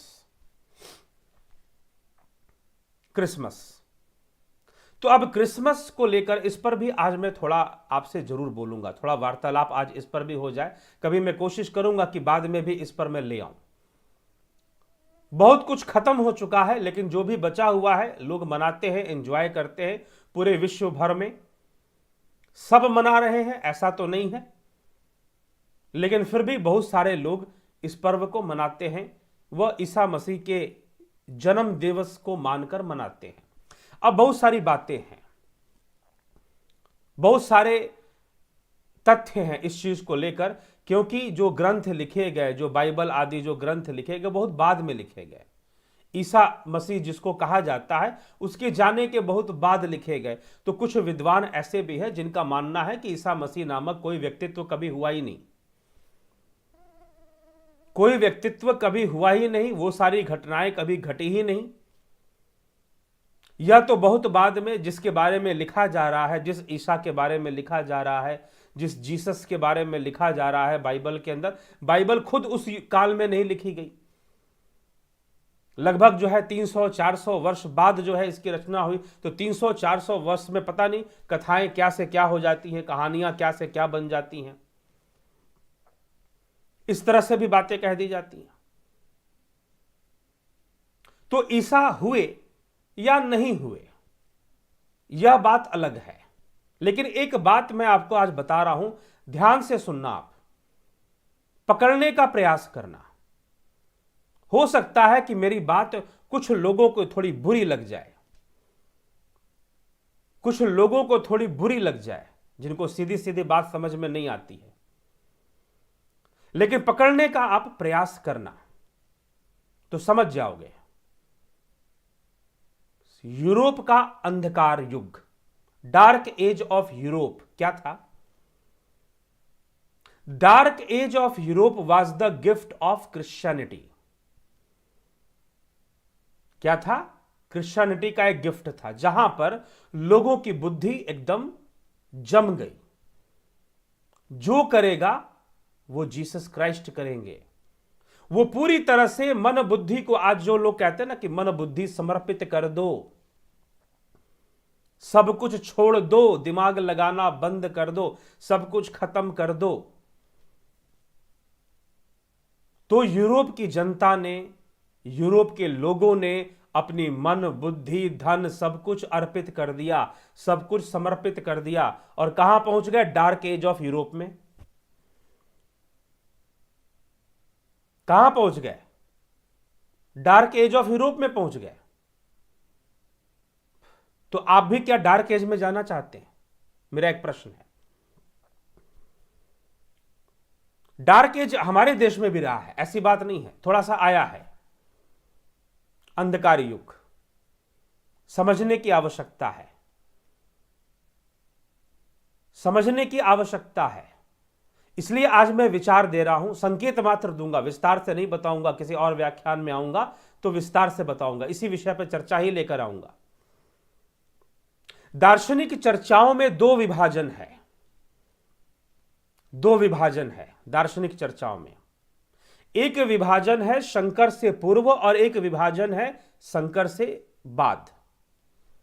शंकर यहां पर कौन है? आचार्य शंकर, शंकराचार्य, आदि गुरु शंकराचार्य के लिए मैं यहां पर शंकर शब्द का प्रयोग कर रहा हूं, शिव जी के लिए नहीं कर रहा हूं। ज्यादातर दार्शनिक पुस्तकों के अंदर आदि गुरु शंकराचार्य के लिए सीधा शंकर शब्द ही लिखा रहता है कि शंकर ने ऐसा कहा, शंकर ने वैसा कहा, उनकी ये विचारधारा थी, उनका वो विचारधारा थी। तो एक शंकराचार्य से पहले की विचारधारा और एक शंकराचार्य के बाद की विचारधारा। तो शंकराचार्य की पहले की जितनी भी विचारधाराएं हैं उन सब को अगर आप पढ़ेंगे, पतंजलि को आप पढ़िए, सांख्य को आप पढ़िए, मीमांसा को पढ़िए, न्याय वैशेषिक को पढ़िए, आप इन सब का जब अध्ययन करेंगे तो आपको इन विचारधाराओं में ईश्वरीय निर्भरता नहीं मिलेगी। हां, ईश्वरीय सम्मान जरूर है, ईश्वर की महत्ता की चर्चा जरूर हो जाती है, परंतु देवताओं के महत्व की चर्चा, देव पूजन के महत्व की चर्चा, यज्ञ अग्निहोत्र आदि क्रियाओं की चर्चा, लेकिन ईश्वरीय निर्भरता की चर्चा नहीं है। ईश्वरीय निर्भरता की चर्चा आपको इन ग्रंथों में उन विचारधाराओं में नहीं मिलती है। अब जो शंकर के बाद जो विचारक आए, सर्वप्रथम रामानुजाचार्य, उसके बाद मध्वाचार्य जी, वल्लभाचार्य जी, कई हुए, रामानंद जी हुए, कई हुए, कई विचारक आए जिन्होंने जी, और जैसे शंकर के तो उसमें तो भाई अहम ब्रह्मास्मि, रामानुजाचार्य जी को सबसे बड़ा दुख ही इसी बात का था कि भाई ईश्वर ब्रह्म को अलग अलग बताया जा रहा है, ऐसा लग रहा है, तो निश्चय ही अलग अलग बताया गया है। क्यों बताया गया, अब इसको सुनिए। इसलिए बताया गया है कि ईश्वर भगवान भावनात्मक सत्ता है। क्या सत्ता है? भावनात्मक सत्ता है। अगर आपके अंदर भाव है ईश्वर के प्रति, भगवान के प्रति, तो वो है। अगर भाव नहीं है तो वो नहीं है, सीधी सी बात। ठीक है। रही बात चमत्कारों की, तो धन्ना जाट शिव के भक्त थे, शिव की भावना करते थे, तो शिव प्रकट होकर उन पर कृपा करते हैं। मीराबाई श्री कृष्ण की भावना करती थी, तो कृष्ण प्रकट होकर वो कृपा करते हैं। यूरोप के डार्क एज में रहने वाले लोग ईसा की भावना करते थे, तो ईसा प्रकट होकर उनके कान ठीक कर देते थे, अंधों को आंखें दे दिया करते थे। यह भावनात्मक विषय है, लेकिन ब्रह्म की सत्ता भावातीत है, आत्मा की सत्ता भावातीत है। आप भावनाओं से ब्रह्म तक नहीं पहुंच सकते, आप भावनाओं से ईश्वर तक पहुंच सकते हैं, क्योंकि ईश्वर भावनात्मक है। अगर आप ईश्वर की भावना नहीं करते तो ईश्वर आपके लिए नहीं है। वह ना आपके सामने प्रकट होगा, वह ना आपको आपके ऊपर कृपा करेगा। लेकिन जो चैतन्य की सत्ता है वह इस बात पर निर्भर नहीं है कि आप उसकी भावना करेंगे कि नहीं करेंगे। आप नहीं भी भावना करेंगे, आप मत मानिए कि कोई परम चैतन्य होता है। शंकर की विचारधारा यही है। इसीलिए आदि गुरु शंकराचार्य कहते हैं कि ब्रह्म क्या है, ब्रह्म क्या है यह नहीं बताया जा सकता। ब्रह्म क्या है यह नहीं बताया जा सकता। ब्रह्म क्या नहीं है यह बताया जा सकता है। तो आदि गुरु शंकराचार्य कहते हैं ब्रह्म क्या है यह नहीं बताया जा सकता, परंतु ब्रह्म क्या नहीं है यह बताया जा सकता है। इंद्रियों का विषय ब्रह्म नहीं है, अंतःकरण का विषय मन बुद्धि चित्त अहंकार ब्रह्म नहीं है, सूक्ष्म शरीर का विषय, कारण शरीर का विषय ब्रह्म नहीं है। तो शब्दों से, वाणी से तुम यही बता सकते हो कि क्या ब्रह्म नहीं है, लेकिन ब्रह्म क्या है यह तो तुम साक्षात्कार से ही समझोगे, प्रत्यक्ष से ही समझोगे, प्रत्यक्ष अनुभव से ही समझोगे। और वह प्रत्यक्ष अनुभव तुम्हें योगज के रूप में प्राप्त होगा, इंद्रियों से प्राप्त नहीं होगा, इंद्रियातीत ध्यान से प्राप्त होगा, इंद्रियातीत अवस्था से तुम्हें वह प्राप्त होगा, वह जो अनुभूति है। तो वह ब्रह्म की चर्चा इस प्रकार से करते हैं। तो क्या वो ब्रह्म सर्वशक्तिमान ईश्वर है क्या? वह सर्वव्यापी है, सर्वज्ञाता है, सर्वशक्तिमान है, लेकिन उसकी कोई लिप्सा नहीं है कि वह किसी पर कृपा कर दे। व्यक्ति अपने कर्मों से ही स्वयं पर कृपा करता है, व्यक्ति अपने कर्मों से ही स्वयं को वरदानी बनाता है, और व्यक्ति अपने कर्मों से ही स्वयं को श्रापित करता है। शंकराचार्य यही सिद्धांत को मानते हैं। वो नहीं मानते कि ब्रह्म आकर किसी पर कृपा कर देगा, किसी के साथ चमत्कार कर देगा। वो किसी ऐसी सत्ता की स्वीकृति नहीं देते हैं। तो अब बात आती है ईश्वर की, भावनात्मक सत्ता की। तो ये भावनात्मक सत्ता का विषय है कि भगवान है, आप भगवान से प्रेम करते हैं। ब्रह्म प्रेम का विषय नहीं है, ब्रह्म ध्यान का विषय है, ब्रह्म योग का विषय है, निधि ध्यासन का विषय है। अरे वाह, आत्मा श्रोतव्यो, मंतव्यो, द्रष्टव्यो, निधि ध्यास्तव्यो। उसके बारे में सुनो, मनन करो, चिंतन करो, ध्यान करो, निरंतर चिंतन में लगे रहो और फिर ध्यान की अवस्था को प्राप्त करो। यह ब्रह्म तक पहुंचने का मार्ग है। वास्तव में ध्यान ही तो वास्तव में प्रेम है, सत्य तो यह है। लेकिन एक भावनात्मक ऊर्जा, भावनात्मक प्रेम को प्रकट करने की बात कही जाती है। यूरोप के लोगों ने किया, क्या मिला? अंधकार युग मिला, अंधकार युग मिला। फिर एक समय आया जिसको इतिहास में रेनेसेंस कहते हैं, पुनर्जागरण कहते हैं यूरोप के इतिहास में, जो कि ईसाइयत की विचारधारा के विरुद्ध था। उसमें बहुत सारे विचारक हुए, डेकार्टे हुए, मॉडर्न फिलोसोफर्स हुए, किरकेगार्ड हुए। किरकेगार्ड ने पुरजोर वाणी से ईसाई मत का विरोध किया।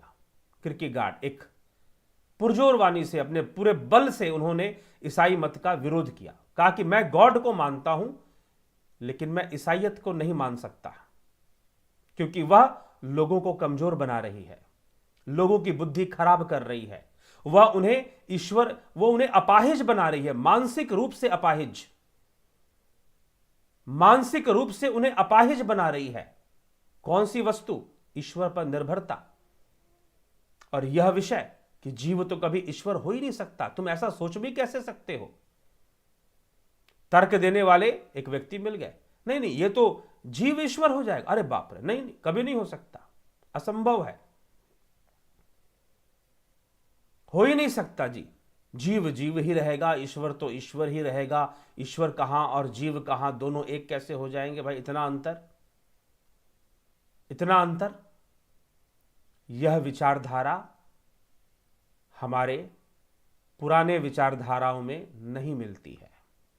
पतंजलि भी इसको नहीं मानते हैं। पतंजलि भी कहते हैं कि मात्र चेतन ही रह जाएगा, अंत में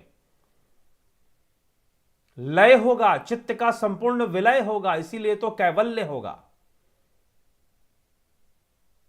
इसीलिए कैवल्य की धारणा आ जाती है, संपूर्ण लय होगा तुम्हारा। तो मैं आपको एक बात बता दूं, शंकर के बाद दो चीजें, दो परिवर्तन आए हमारे समाज में। आदि गुरु शंकराचार्य के बाद हमारे समाज में दो परिवर्तन आए। एक परिवर्तन क्या आया?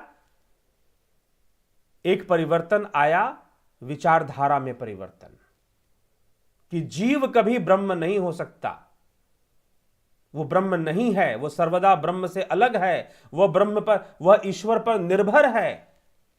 उसे सारी जिंदगी ईश्वर से भीख मांगना चाहिए, उसे अहम ब्रह्मास्मि की भावना नहीं करनी चाहिए, और उसे सारी जिंदगी ईश्वर से मांगना चाहिए कि हे प्रभु कृपा कर दो, हे प्रभु ऐसा वैसा, या हमें अपना प्रेमा भक्ति दे दो, हम तुम्हारे गाते रहें, नाचते रहें, तुम्हारे उसमें मगन रहें,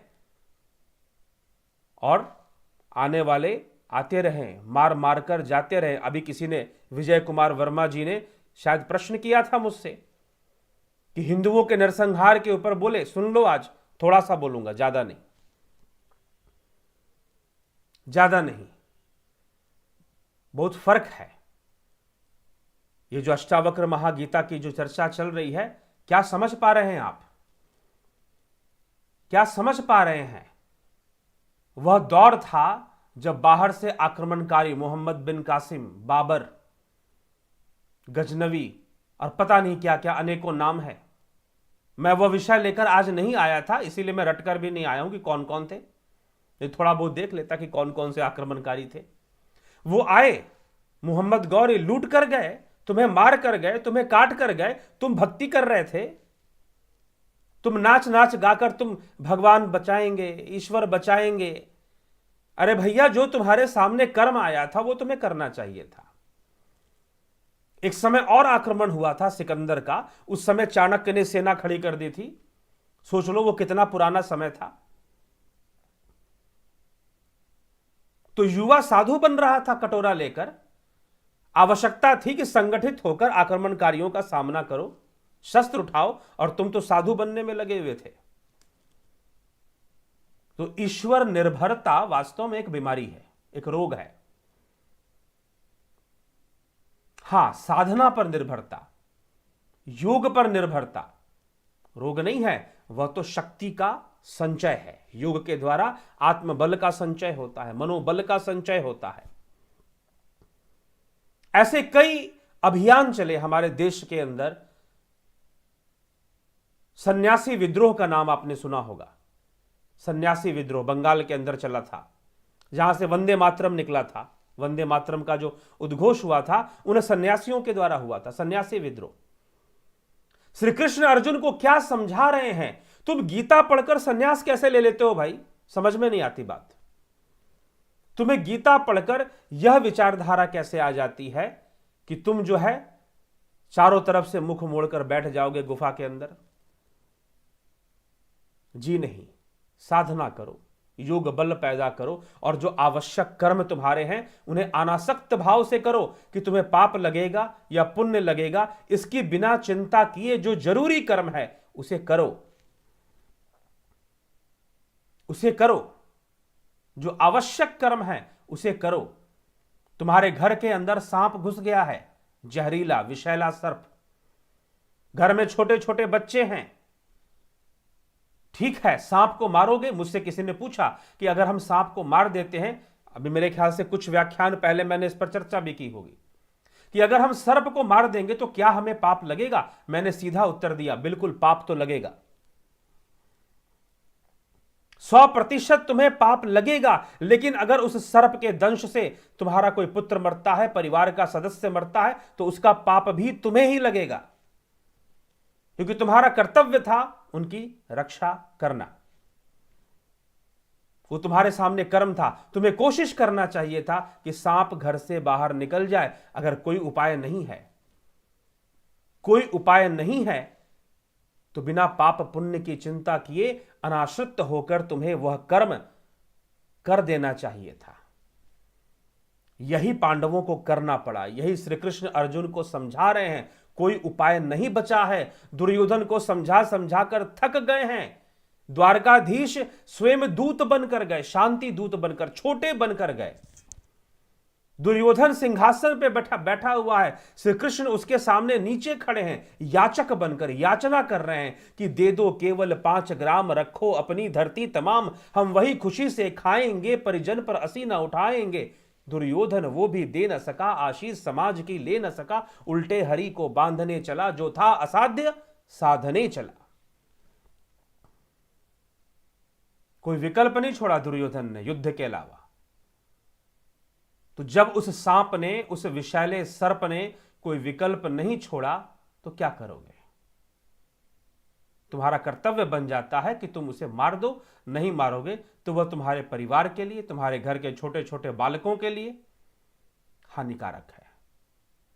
ठीक है, तो कर्म, जो सामने कर्म आ गया, बिना अनासक्त भाव से जो जरूरी कर्म आ गया, उसे तुम्हें कर देना चाहिए था। अब कुछ लोग मुझे ऐसा भी उपदेश दे देंगे कि किसी की निंदा मत कीजिए। आप ईसाई मत की निंदा कर रहे हैं। भाई, निंदा नहीं की जा रही है, इतिहास बताया जा रहा है। डार्क एज ऑफ यूरोप, जिन्होंने पढ़ी होगी ना बीए में, रेनेसे के बारे में, पुनर्जागरण, यूरोप का पुनर्जागरण पढ़ा जाता है, बहुत विस्तार से पढ़ाया जाता है कॉलेज की पढ़ाई में, पढ़ी होगी आप लोगों ने। पुनर्जागरण की आवश्यकता क्यों पड़ी? क्योंकि ईसाई मत ने पंगु कर दिया था जनमानस को। पंगु, पूरी जनता चर्च पर निर्भर थी, फादर पर निर्भर थे कि भाई वहां के पादरी ने जो कह दिया वो ब्रह्मवाणी है, अगर उसको नहीं माना गया तो ईश्वर नाराज हो जाएंगे, जीसस क्राइस्ट नाराज हो जाएंगे, होली सोल नाराज हो जाएगी और हम पर प्रकोप बरसाएगी।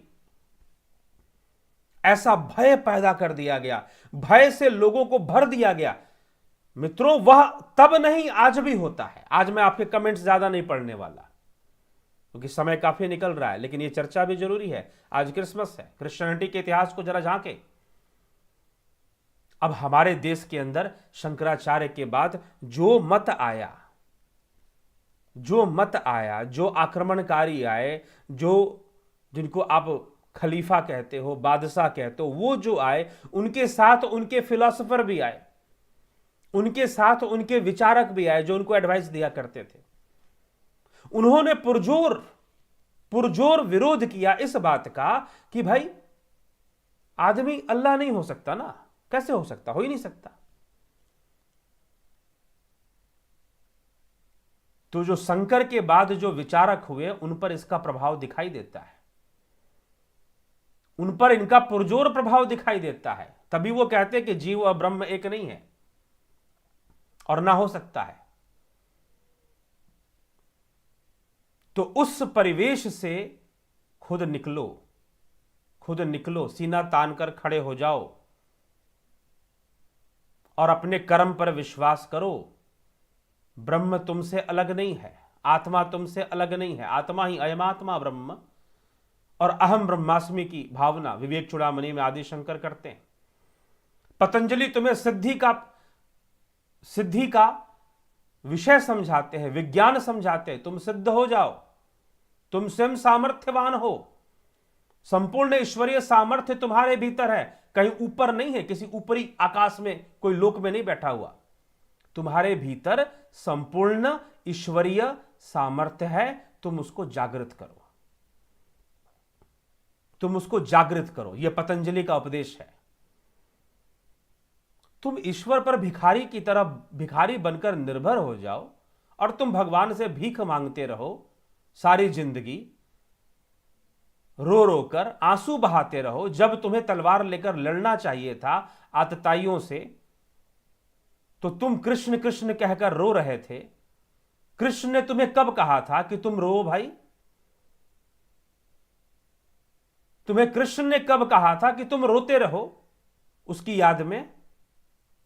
कृष्ण ने तो कभी तुम्हें ऐसा उपदेश नहीं दिया कि तुम उनकी याद में रोते रहो। फिर तुम कृष्ण कृष्ण कहकर रो क्यों रहे थे जब तुम्हें संगठित होकर आतताइयों के आक्रमण का प्रतिरोध करना चाहिए था? आप कहते हो ना कि देश क्यों गुलाम हो गया? वह विचारधारा जो कहती है कि जीव और ब्रह्म अलग है, वह विचारधारा। इसीलिए मैं उन विचारधाराओं का बहुत ज्यादा समर्थक नहीं हूं, ना मेरे इस वीडियो में आपको मिलेगा उसका समर्थन। इसलिए चाहिए थोड़ा पीछे जाइए, जब स्वर्णिम युग में, गोल्डन एज ऑफ इंडिया, ईश्वरीय निर्भरता पर ज्यादा फोकस नहीं किया गया है, कर्म पर। मीमांसा का कर्म सिद्धांत बेहतर है, कर्मकांड बेहतर है ऐसी विचारधाराओं से। यद्यपि कर्मकांड कितना महत्व रखता है, कर्म का उपदेश, मीमांसा ने कर्म का उपदेश दिया। मीमांसा ने कर्म का उपदेश दिया और कर्म को ही सर्वोपरि माना। तुम्हारे जीवन में आने वाला थोड़ा सा दुख और थोड़ी सी प्रसन्नता भी कर्मों के कारण है। तुम कर्म की कला सीखो, और मीमांसा कर्म करने की कला सिखाता है। कर्मकांड कुछ भी नहीं है, कर्म करने का आर्ट ऑफ कर्मा इस कर्मकांड। उसका प्रचार ऐसे कर दिया गया, अरे देखो भगवान की भक्ति नहीं कर रहे, कर्मकांड में लिप्त हो गए हैं, ये तो कर्मकांडी है। और तुमको वो विचारधारा बहुत अच्छी लगने लगी जो पश्चिम से, जो कि आक्रमणकारियों के, जो तुम्हें लूटने आए ना, उनकी विचारधारा थी, उनकी विचारधारा। और तुमको लगने लगा कि भाई नहीं, हमारी विचारधारा शायद ठीक नहीं है, वो ज्यादा सही है, वो ज्यादा सही है। तुमने कुछ एकेश्वरवाद की भी विचारधारा इसमें जोड़ दी, ले आई। वह तो अद्वैत था, तुम कर्म करो, अपने कर्म की शक्ति को अपने भीतर पैदा करो, ईश्वर पर निर्भर होकर तुम चाहते हो कि सब कुछ हो जाएगा। ऐसा नहीं उपदेश हमारे शास्त्र, ऐसा कोई उपदेश नहीं देते। वो सर्वदा कर्म का उपदेश देते हैं। हाँ, वो साधना का उपदेश देते हैं, वह विवेक का उपदेश देते हैं, वह आत्मज्ञान का उपदेश देते हैं। आत्मज्ञानी बनो, क्योंकि आत्मज्ञानी ही भली भांति जानता है कि कहां पर कौन सा कर्म कैसे करना है, कहां पर कौन सा कर्म कैसे करना है। यह भली भांति आत्मज्ञानी ही समझ रखता है। उसके अंदर ही ऐसे समझ का विकास हो पाता है। ठीक है। तो जीव एक आवरण मात्र है। आवरण होने से जीव का अस्तित्व है, आवरण नहीं होने से जीव का अस्तित्व नहीं है। आवरण होने से जीव का अस्तित्व है। सभी आवरणों का निराकरण कर देने से, सभी आवरणों को हटा देने से, चित्त वृत्ति निरोध की जो बात कही जा रही है, वहां पर आवरण हटाने की ही बात कही जा रही है। सारे आवरणों को हटा देने से क्या होगा?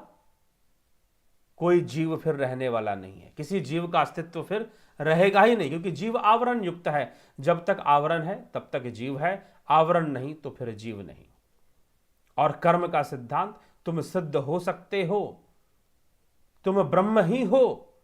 यद्यपि तुम्हें इसका साक्षात्कार नहीं है कि तुम ब्रह्म हो, लेकिन इसका साक्षात्कार करने के लिए जो कर्म तुम्हारे द्वारा होना चाहिए वो कर्म तुम्हें करना चाहिए। तुम्हें निष्काम कर्म भी करना चाहिए और साथ ही साथ साधना भी करनी चाहिए, योग भी करना चाहिए, उस ओर आगे बढ़ना चाहिए, तो वो साक्षात्कार हो जाएगा। तो ईश्वरीय निर्भरता ने यूरोप को डार्क एज में ले गया और हमें गुलामी के दौर में ले गया। अगर गीता सही से पढ़ ली होती, कुछ लोग तो गीता 7वें अध्याय से, एक मुझे व्यक्ति मिले, किसी संस्था के बहुत बड़े अनुयायी थे,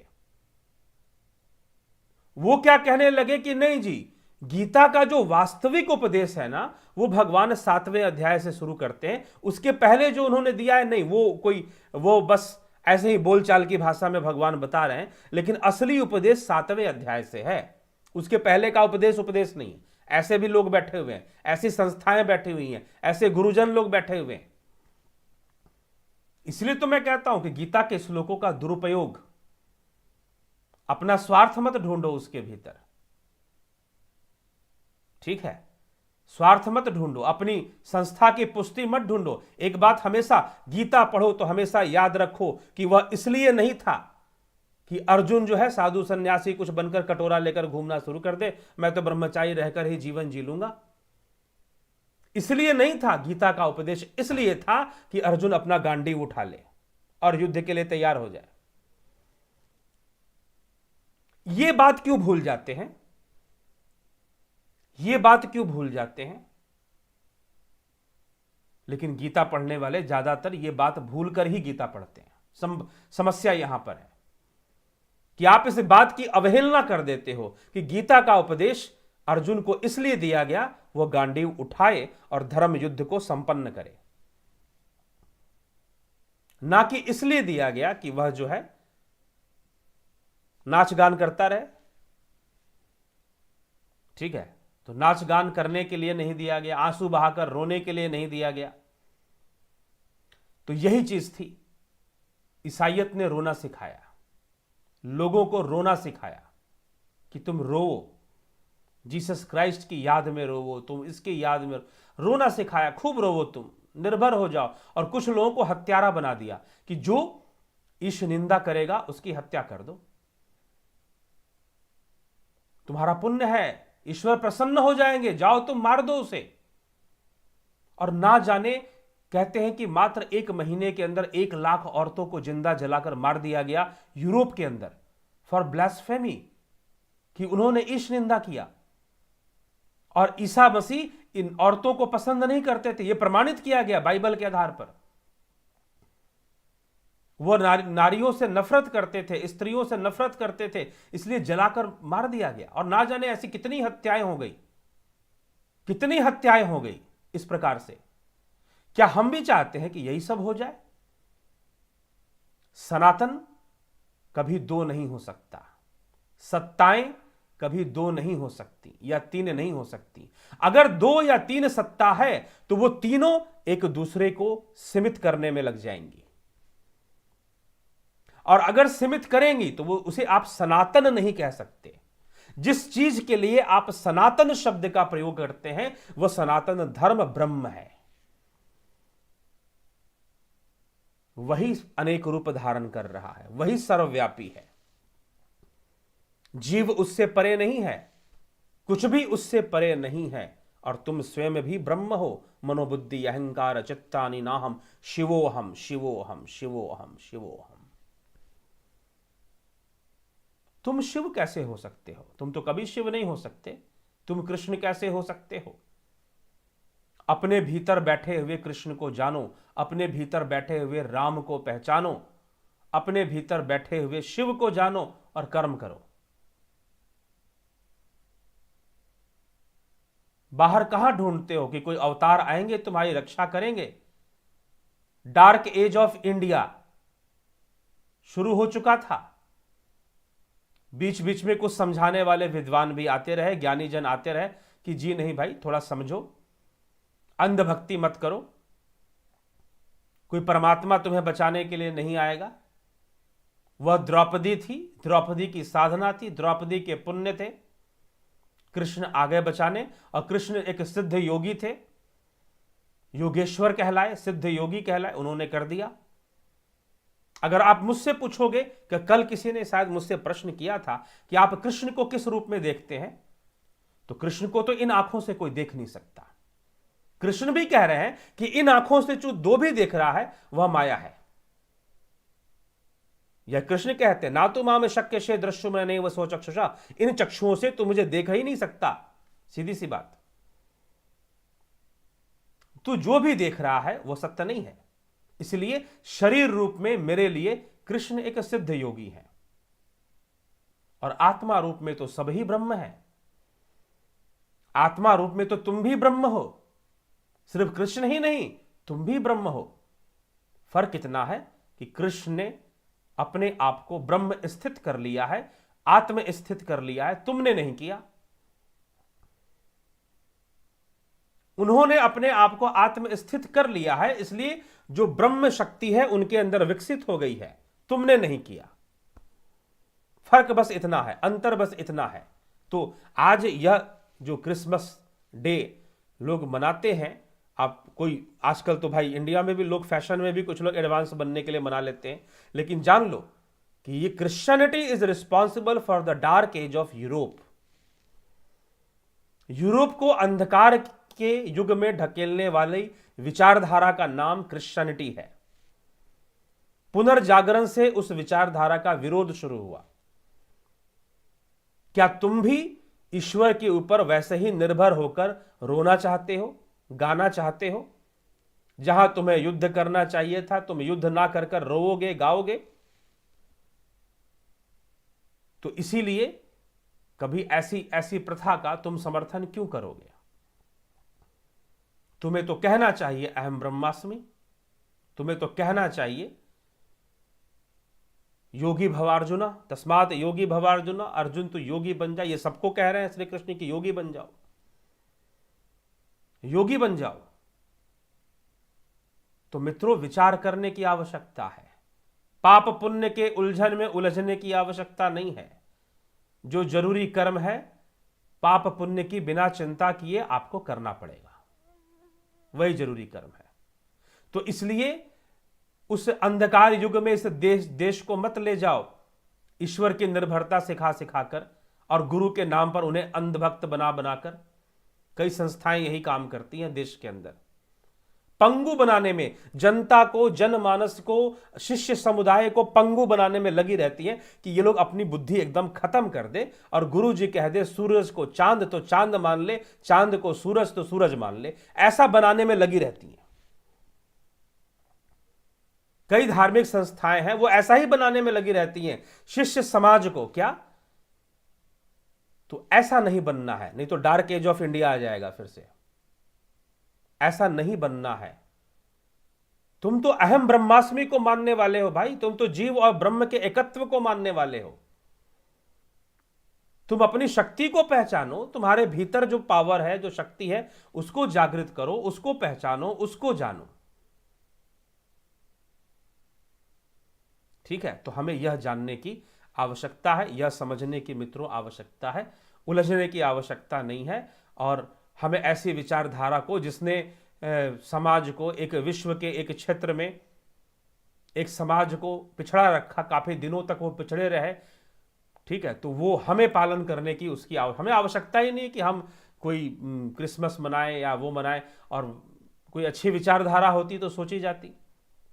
कुएं का मेंढक बनाने वाली विचारधारा, तुम्हें कूप मंडूक बना के बिठा लिया जाए, तुम अपनी सामर्थ्य को जागृत ही ना कर पाओ, कोई पादरी करेगा तो कोई ईश्वर करेगा, ऐसी निर्भरता अपने अंदर मत पैदा करो। अपने अंदर योग बल को पैदा करो, योग शक्ति को पैदा करो, और पैदा कर कर जो है उसका प्रयोग करो, समाज कल्याण में उसका प्रयोग करो, समाज के निर्माण में उसका प्रयोग करो। ठीक है, तो यही मैं उपदेश यहाँ पर मित्रों देना चाहूँगा। और तुम ब्रह्म हो, सीधी सी बात, अहम ब्रह्मास्मि का उद्घोष करो और सीना तान कर खड़े हो जाओ, पूरे विश्व मंच पर अपनी छवि को मजबूत बनाओ, और जो है भारत जो है पूरे विश्व मंच पर, हमारा देश जो है सर्वोपरि हो जाए, ऐसी कामना करो, इसके लिए कर्म करो, इसके लिए उद्यम करो। यह भी कर्तव्य है देश के प्रति जो हमें करना ही चाहिए। बिना कर्म फल के आश्रित हुए ये फल मिल जाएगा? नहीं, कर्म करो, जो जरूरी है उसके लिए कर्म करो। यही विचारधारा। सबको बहुत बहुत अभिनंदन। इस विषय पर चर्चा करनी थी, चर्चा हुआ। योगेंद्र पंडित जी, दिनेश जी, गोपाल शर्मा जी, ज्योति दत्ता जी, कुसुम व्यास जी, वैव्य सिंह जी, क्या निर्जीव वस्तुओं में आत्मा होती है? क्योंकि परमात्मा कण कण में। जी बिल्कुल होती है जी, अवश्य होती है। ठीक है, जीव अब बिजली है, बिजली से कंप्यूटर काम करता है, सब कुछ तो काम नहीं करता ना। तो वैसे ही बिना आत्मा के, बिना ब्रह्म के किसी भी वस्तु का कोई निजी अस्तित्व नहीं बनता है। और बाह्य वस्तु निर्जीव, सजीव, पवित्र, अपवित्र, यह इंद्रियों का विषय है, जो कि सत्य नहीं है, मिथ्या है। तो रवि कुमार जी, विवेक कुमार, संभर राव पाटिल, दीपा मैकलिस्टर, बहुत बहुत धन्यवाद आपके इस अनुदान के लिए, इस सहयोग के लिए। दंडवत प्रणाम दादा साहेब राव पाटिल, प्रणाम जी आपको भी। अतुल त्रिवेदी जी, गुरु जी कबीर की वाणी के बारे 4 राम बताए हैं। 4 राम, हाँ ठीक है, बताए गए हैं। उसमें सगुण राम को भी लिया गया है, निर्गुण राम को भी लिया गया है। अहंकार का जो साक्षी है उसका अनुभव तो हमेशा से ही था, ये मालूम हम, लेकिन वो स्थिति निरंतर नहीं रहती थी। हाँ, लानी पड़ेगी अभ्यास से। सरजी वंदन, भक्त प्रहलाद और हिरण्यकश्यप के वास्तविक क्या संबंध है? पिता पुत्र था, ये एक कथा का विषय है। ठीक है, पिता पुत्र ही माने जाते हैं। सुरेश पाटिल जी, भगवान नरसिंह ने मौन कर्म करके मानवता के लिए क्या धर्म उपदेश दिए? वो तो चर्चा हो ही रही है, बताया ही जा रहा है। तो आज गीता दिवस भी मनाई जाती है, भगवान कृष्ण ने गीता उपदेश भी, इसलिए आज गीता की भी चर्चा अच्छे से हो गई। आत्मस्थित अवस्था में आत्मा का चित्त से तारतम्य छूट जाने से इंद्रिय मन की क्रिया एवं चित्त के भाव अपने से अलग या भास होने से ही पाप पुण्य का फल नहीं मिलता। जी बिल्कुल सही है। चलिए आगे बढ़ते हैं। बहुत सारे कमेंट हैं मित्रों। ईश्वर का नाम लेकर बड़े बड़े अपराध रूपी कृत्य करना, लोगों को अंधश्रद्धा में कसकर उनका फायदा लेना समाज को, जी हाँ करते हैं लोग, क्या किया जाए।